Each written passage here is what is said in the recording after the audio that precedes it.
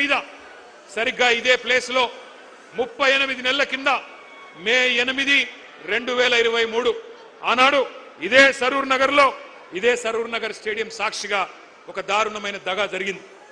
దగా పడ్డది ఎవరు? తెలంగాణ యువత. దగా కోరులు ఎవరు? Congress.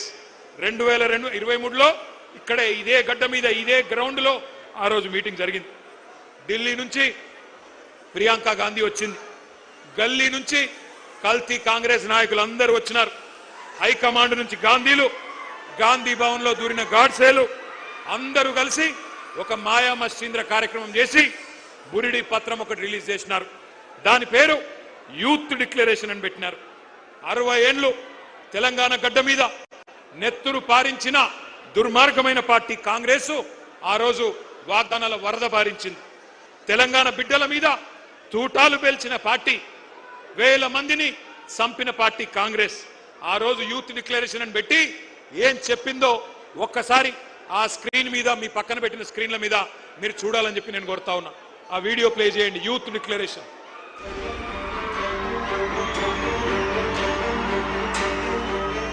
We have released a detailed job calendar for 2 lakh government jobs in the first year of our government. 2 lakh सरकारी पद जो आज खाली पड़े हैं, इनको 1 साल के अंदर हम भरना चाहते हैं और इसका पूरा प्रयास करेंगे। भर्ती के लिए हर साल एक जॉब कैलेंडर बनाया जाएगा। बेरोजगार युवाओं के लिए हर महीने 4,000 रुपए बेरोजगारी भत्ता हम कह रहे हैं देंगे। शिक्षा प्राप्त कर रही 18 साल से ऊपर की लड़कियों को इलेक्ट्रिक स्कूटर मिलेगा। हाँ, ये मुझे भी पसंद है ये वाला। SC, ST, OBC, माइनॉरिटीज और EWS के जरूरतमंद बच्चों के लिए फीस का रीइंबर्समेंट किया जाएगा। అదే విధంగా విద్యా ఉపాధి అవకాశాలను మెరుగుపరిచేందుకు, వాళ్ళ సమస్యల్ని వినేందుకు యూత్ కమిషన్ ఏర్పాటు చేయడం జరుగుతుంది. ఇదే కాకుండా ఈ విద్యార్థి నిరుద్యోగ యువకులకు 10 లక్షల రూపాయల వరకు వడ్డీ లేని రుణాలనిచ్చే బాధ్యత రాష్ట్ర ప్రభుత్వం తీసుకుంటుంది. తెలంగాణ రాష్ట్ర ప్రభుత్వంలో రాయితీలు పొంది ఇతర రాష్ట్రాలకు సంబంధించిన ఉద్యోగాలు కల్పిస్తున్న పరిశ్రమలలో 75% స్థానిక నిరుద్యోగ యువకులకే ఉద్యోగ అవకాశాలు ఇచ్చే విధంగా చట్టాన్ని తీసుకొస్తాం.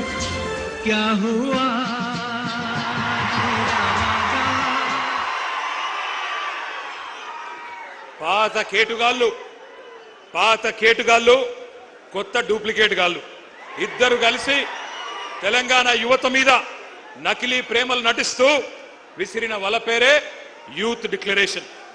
ఈ యూత్ డిక్లరేషన్ లో 24 హామీలు తెలంగాణ యువతకు కాంగ్రెస్ పార్టీ ఇచ్చింది. నేను అడుగుతా ఉన్నా, ఇక్కడికి వచ్చిన మా తమ్ముళ్లను, మా చెల్లెలను, ఒక్కటన్నా నెరవేరిందా? ఒక్కటన్నా నెరవేరిందా? సౌండ్ వినబడతలేదు. ఒక్క హామీ అన్న నెరవేరిందా? ఏడాదిలో 2 లక్షల ఉద్యోగాలు వచ్చినాయా? ప్రైవేట్ కంపెనీల్లో 75% రిజర్వేషన్ వచ్చిందా? కాలేజీ అమ్మాయిలకు స్కూటీలు వచ్చినాయా? యువతకు 10 లక్షల రుణాలు వచ్చినాయా? ఫీజు రీయింబర్స్మెంట్ పైసలు వచ్చినాయా? 4 ట్రిపుల్ ఐటీలు, 3 యూనివర్సిటీలు వచ్చినాయా? నెలకు 4,000 నిరుద్యోగ భృతి వచ్చిందా? 10వ తరగతి పాస్ అయితే 10,000 వచ్చిందా? 12వ తరగతి పాస్ అయితే 15,000 వచ్చిందా? డిగ్రీ పాస్ అయితే 1,00,000 వచ్చిందా? పీజీ పాస్ అయితే 1,00,000 వచ్చిందా? PhD చేస్తే 5 లక్షలు వచ్చిందా? మరి ఏమొచ్చిందని నేను అడుగుతా ఉన్నా. ఈ పార్టీకి ఓటేస్తే నేను అడుగుతున్నా మిమ్మల్ని, ఇంత మోసం చేసిన వాళ్ళను ఏమందాం? దగేబాజ్ అందామా? దోఖేబాజ్ అందామా? దగుల్బాజీలు అందామా? ఏమందాం? మీరు ఆలోచించండి. ఒక్క మాటలో చెప్పాలంటే, young generation got cheated by a old jackal. Young generation got cheated by a old jackal. ఒక జిత్తుల మారి ముసలి నక్క కాంగ్రెస్ యువజనాన్ని తెలివిగా చిత్తు చేసింది.